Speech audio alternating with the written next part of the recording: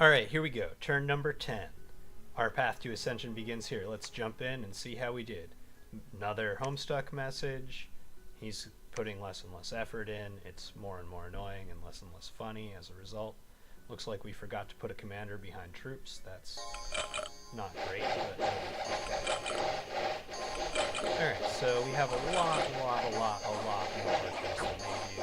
Our infantry should be able to hold back the one skeleton at a time that this guy was supposed to be able to make, and at long last we have killed our hated foe, the Wolf Shaman.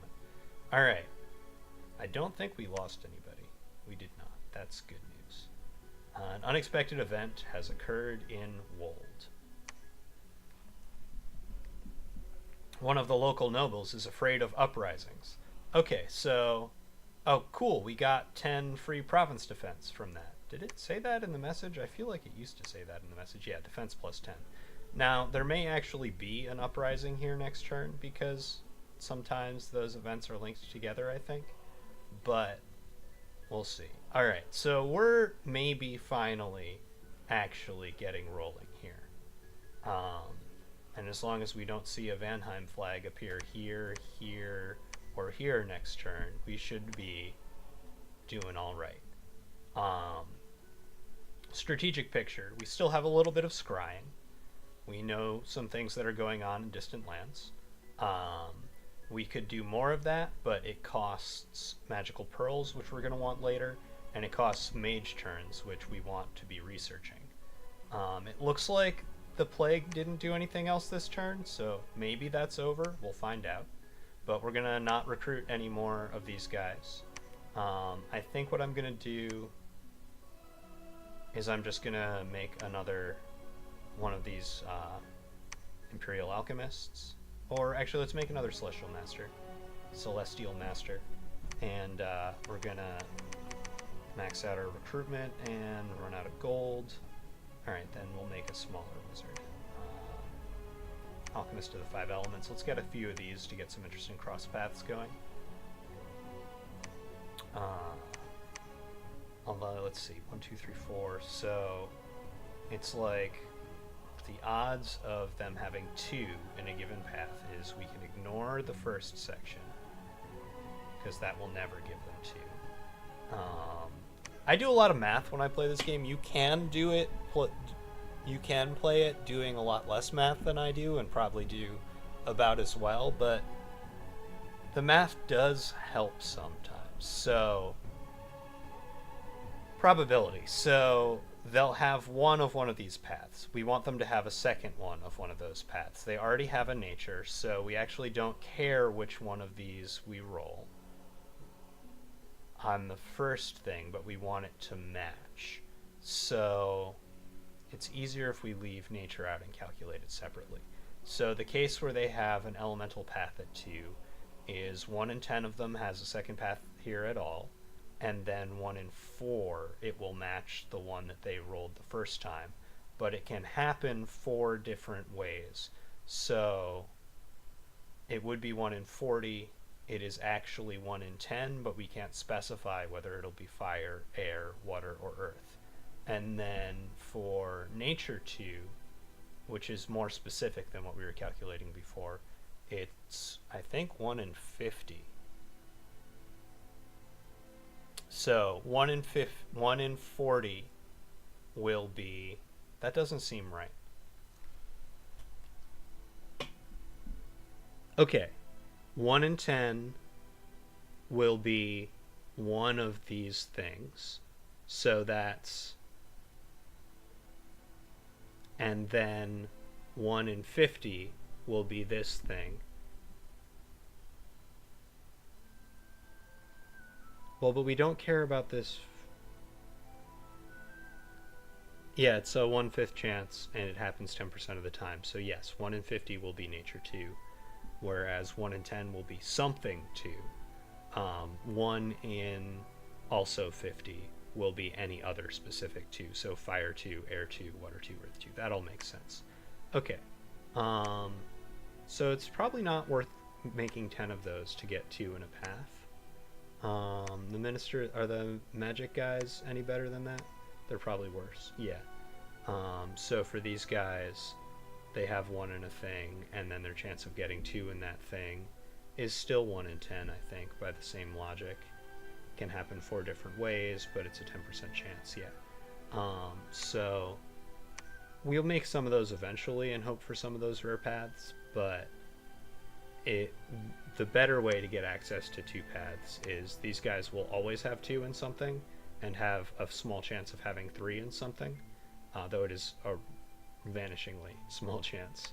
I guess 1 in 50 will be nature 3, and they're slow to recruit, so that's twice as bad. And same as before, 1 in 10 can be something else 3.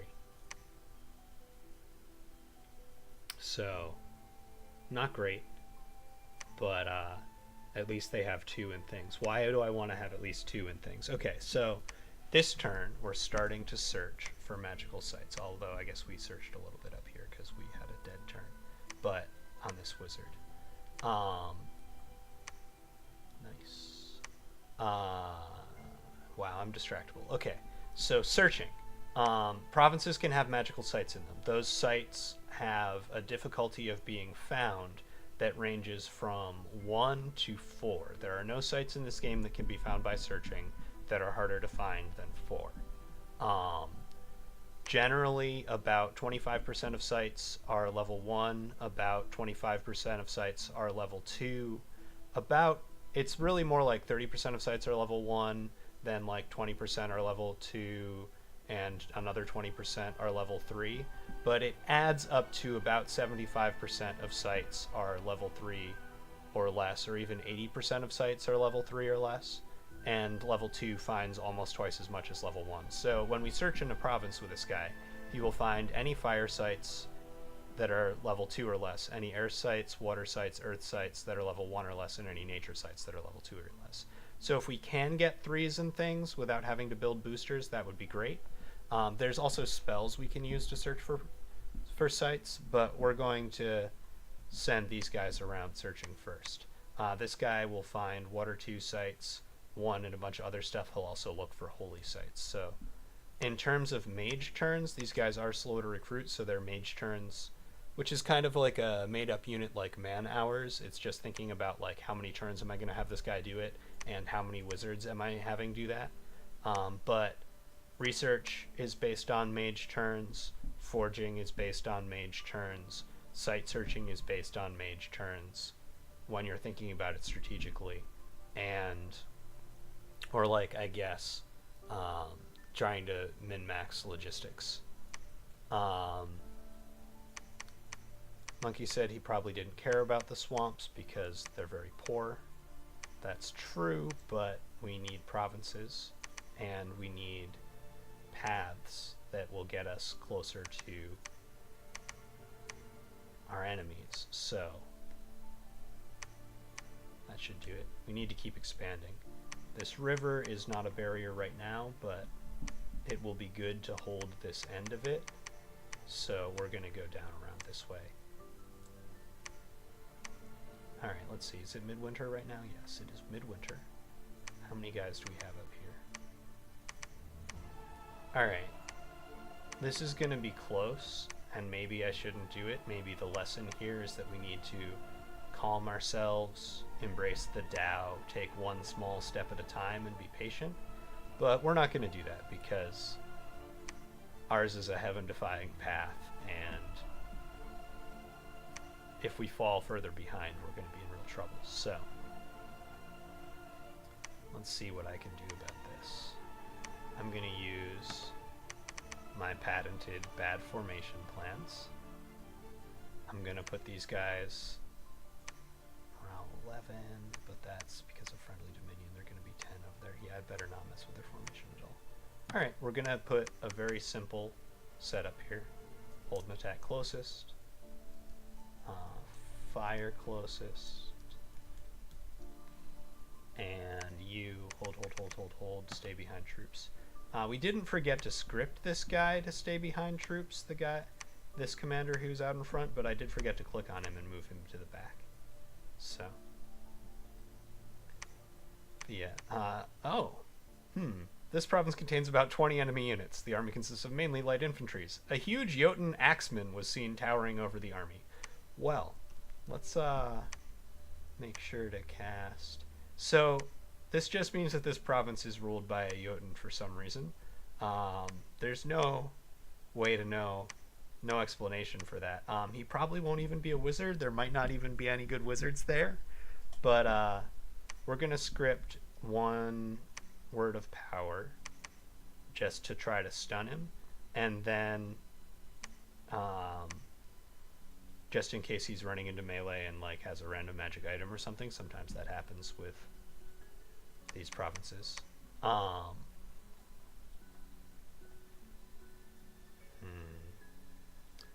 how much of this monkey has taken. And I wonder where Vanheim is. Like where their armies are right now. Maybe we should scry a little bit more.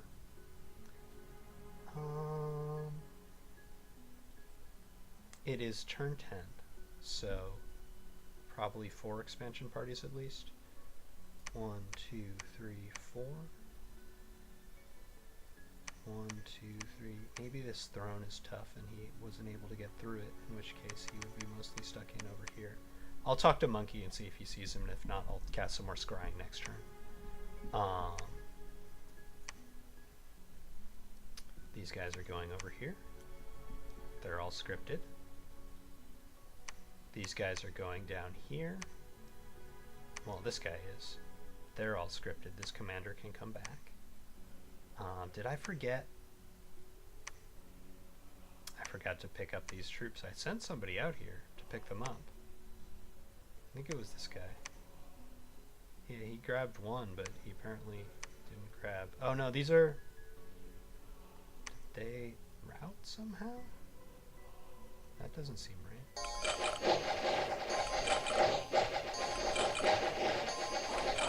No, I guess I brought that guy back from somewhere else and I failed to pick these guys up at all. Well, let's just make sure this guy stays safe. We're going to set him to retreat.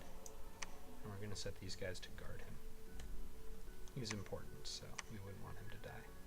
And we don't have a commander in this province this turn. That's okay.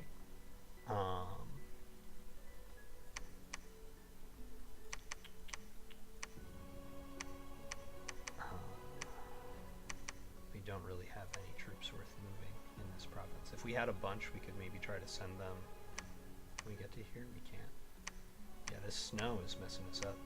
Hopefully our Dominion's natural heat will push out over time and negate the winter and also the effects of this throne. We should. Alright, so let's recruit a very cheap wizard here. A Geomancer is probably a good bet. Or I guess we're behind on research from where I want to be, so let's make one of these. And up here, no more eunuchs. We're now making Geomancers up here. They're okay, so we never really finished talking about forts. Forts provide administration, which is a bonus to income, and also how much of the resources it gathers from surrounding provinces. Provinces have twice as many resources as it says they do, so unless you have a fort there. So this province, for example, says that it has 19 resources. That's after, let me see, do I have a province? I don't have a province that's not in the radius of a fort, so I'm just going to have to explain it all right now. Okay, this province generates a certain number of resources. They have to do with what the population is and what kind of terrain it is. Mountains have more, forests have more, and so on. I think some places have less. I think maybe caves have more, but much less income. Anyway, resources are like how much metal you can pull out of the ground. You have a little like metal indicator here. They're spent on the equipment of troops. Pikes and helmets and stuff like that all cost a certain amount of resources. That's how the troops' resource costs are generated, and why wizards generally have very low resource costs compared to troops, because wizards are generally not wearing armor and only carrying things like yaktail fly whisks, bamboo rods, well, pestles, and do any of other wizards holding weird things? I think that's most of the weird things. We got some good ones. Okay, but forts and resources and administration. All right, let's try to stay focused. Resources are attached to provinces. Provinces have a certain amount of them based on what kind of the province is in the population, and then modified by your scales. The amount that they display is actually half of the total resources that that province has. The other half of those resources only become visible and available, one, if you build a fort on them. So notice that even though this province is not any spectacularly better than this forest down here, population 6,230, population 7,000, this province says it has 132 resources, and this province says it has 38 resources. That 132 is, one, all of the resources of this province are visible. Two, 15 or 10 or something percent, 15% of the total resources of these three provinces is being assigned to this province. Also, of these two provinces, 50% of their total resources are being assigned to our fortified city here. So this province looks like it has many, many less resources than this one. One, because this one is getting bonus resources from the provinces around it, and two, because we have a fort on it, so more of its basic resources are exposed. The number displayed here is not whatever that number was originally. It is half of the total that is calculated after subtracting all the amounts of the administration from the forts around it. Administration also provides a bonus to the income of this specific province. I think it might be administration divided by 10% or so, or it might be something else. It's usually like 10% bonus or so on high income provinces. I'll look it up for next turn in case anyone cares. Feel free to ask me questions in the comments, or if you know me via other channels, and I'll address them in future videos. I am probably going to be releasing these on some kind of a delay to keep people from stream sniping me and knowing what I'm doing, but I will answer questions when I can and try to make things as clear as I can. So let's see, we got a geomancer here. We're recruiting as many guys here as we can. We're recruiting as many guys here as we can. I would really love to have 300 gold left over after all of that. Alright, so these archers by themselves weren't going to be a whole expansion force anyway. This is heat 1. This is cold 3 up here. That's pretty bad. It's in our dominion, but even so. So we won't be able to make a whole army here this turn anyway. We're going to skip recruiting a few archers in order to start upgrading this palisades to a fortress, which will increase all of these fort numbers. It will increase the administration. It will increase its commander point bonus, which is why we can recruit one whole wizard down here, but only one half wizard up here this turn. And it will also increase its recruitment point bonus and everything else about it. Supply storage, how many defenders there are in the walls, how hard the walls are to break down, how much it resists people breaking the walls down. All of those things will go up when we do that. Alright, we've got a guy up here who can research now because there's a lab here.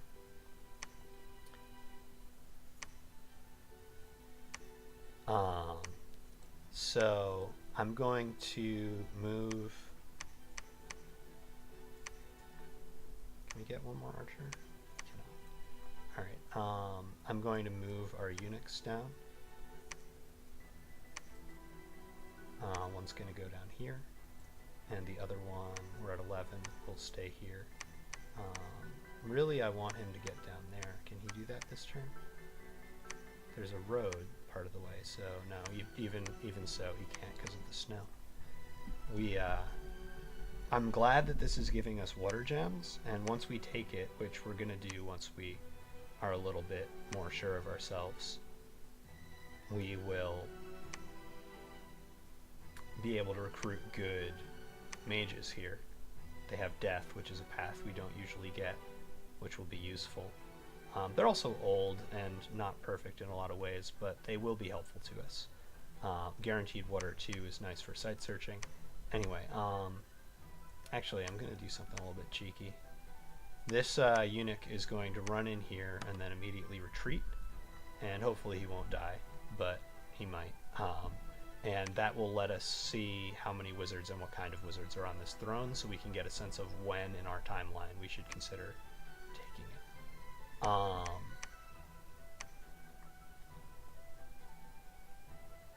Alright, this army's going down here. This army's going over here. We finished talking about forts. We're going to start upgrading this fort now. It's going to take 2 more months. Hopefully this army will find some other easy things to continue expanding into. Depending on how it's looking, we might just start invading Shinyama now that they're AI. It should be easier than it's definitely easier than fighting another player. It may be easier than fighting independent provinces at this point in the game. I'm just checking. This is the one we took. Alright, we still, after all these turns, don't have a province where we can recruit scouts without using a turn that could be used to make a wizard.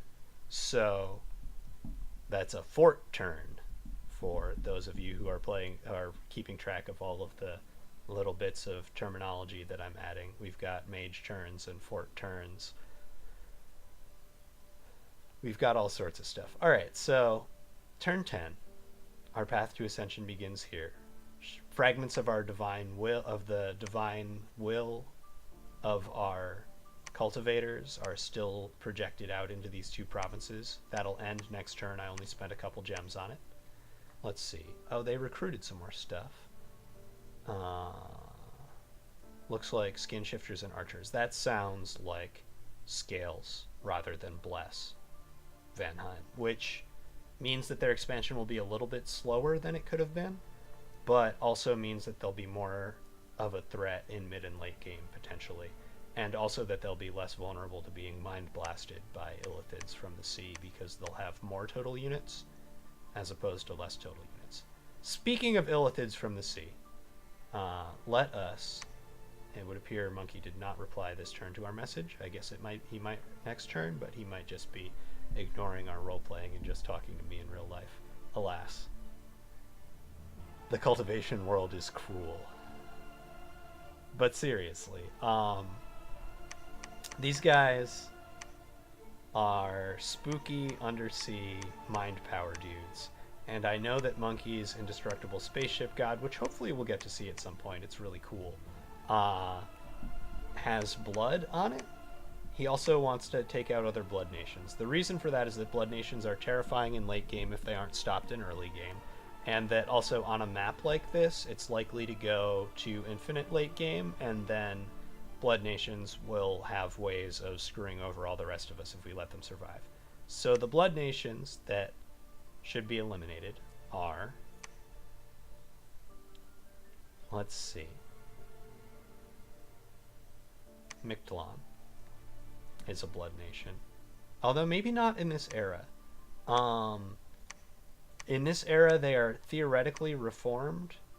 I think that, yeah, even their priests can't random blood anymore, but they still get all of the summoning spells that are national for blood, and that means they can summon a bunch of blood mages. So if you take blood on your god, which people almost always do, they still turn into a blood nation. It just takes them a little bit longer.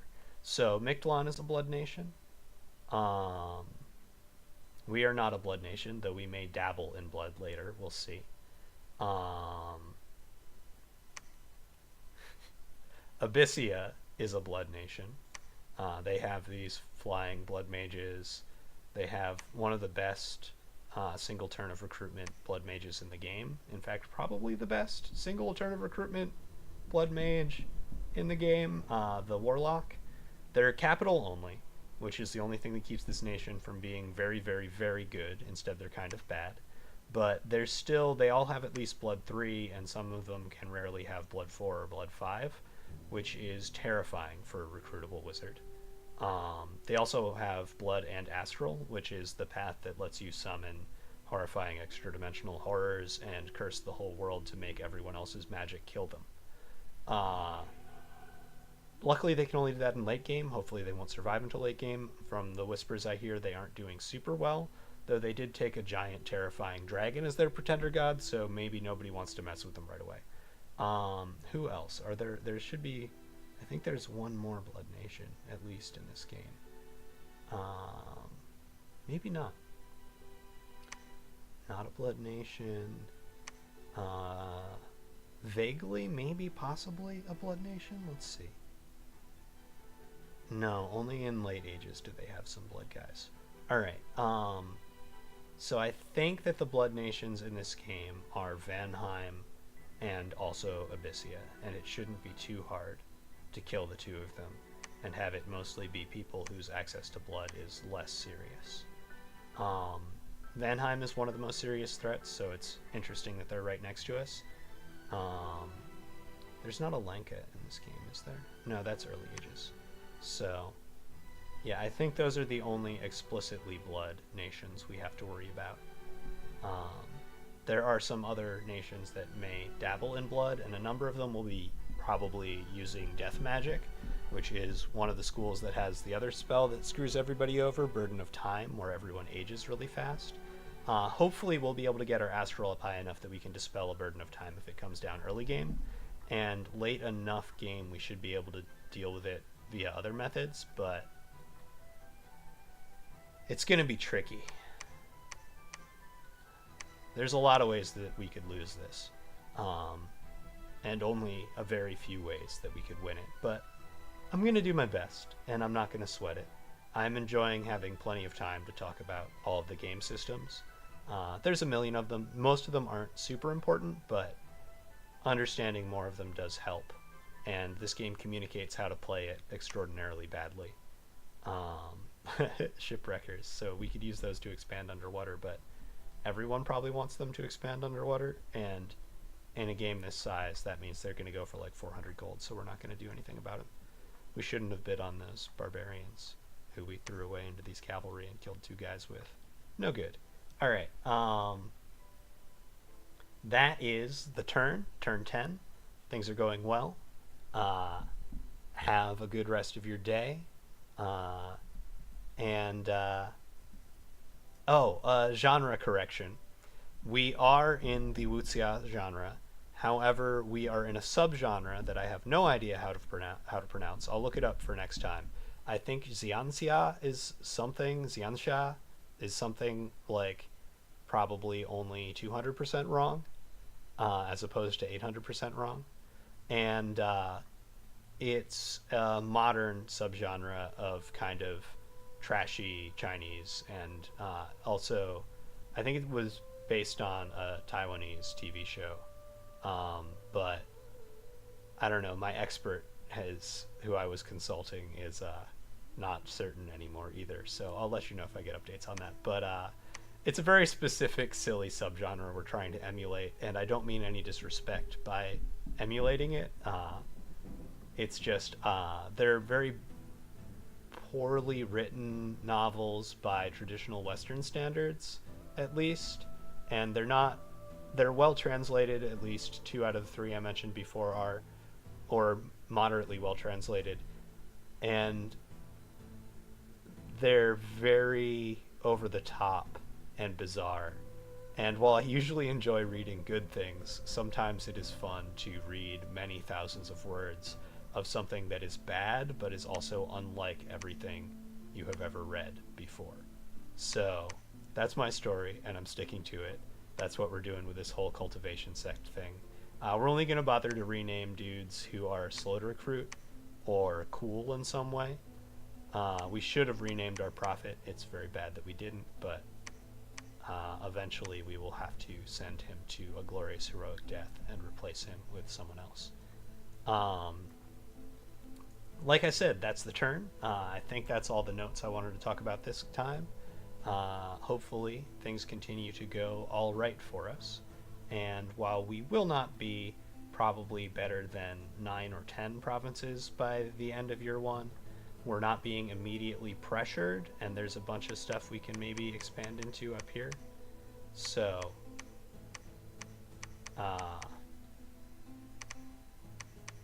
we'll see how that goes. Should probably make a treaty with Monkey about him giving me access to the land off-world connections while I let him take access to the sea ones. We'll see. Anyway, that's the turn for the 4th time. Have a great night. Bye. Immediately go back and check research. Conjuration, almost done this turn, not quite. And then we'll start getting some other stuff. Maybe construction, because that way we can become less behind. Oh, and that would be a good reason to recruit these guys, I think. No, they're no more likely than these guys are, so that's fine. Alright. End of the turn for real. Bye!